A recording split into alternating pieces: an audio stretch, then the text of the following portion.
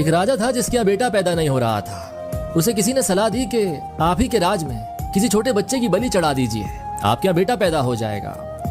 तो राजा ने ऐलान किया कि जिस घर से बच्चा दिया जाएगा उस घर को ढेर सारा पैसा दिया जाएगा। एक फैमिली ने सुना तो अपने घर के सबसे छोटे बच्चे को भेज दिया कि हमारे किसी काम का नहीं है, इसे रख लो।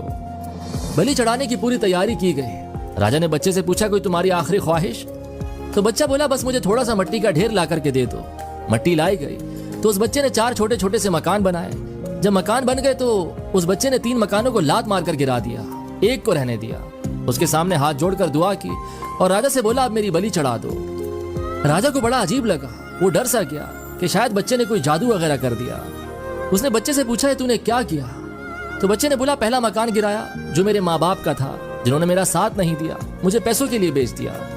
दूसरा मकान रिश्तेदारों का, उन्होंने भी मेरे माँ बाप को नहीं समझाया, मना नहीं किया, उनका भी मकान गिरा दिया।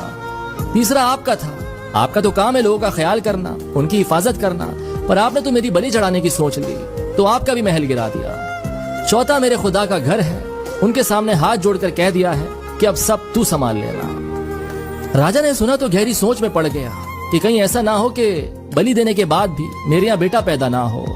तो उसने नम आंखों के साथ रोते हुए उस बच्चे को अपने गले से लगा लिया और उसे अपना ही बेटा तस्लीम कर लिया। कहानी का मैसेज सिर्फ इतना कहता है कि उसके सजदे में झुक जाए, जिसके सजदे में झुकने से कोई आपका बुरा नहीं कर सकता।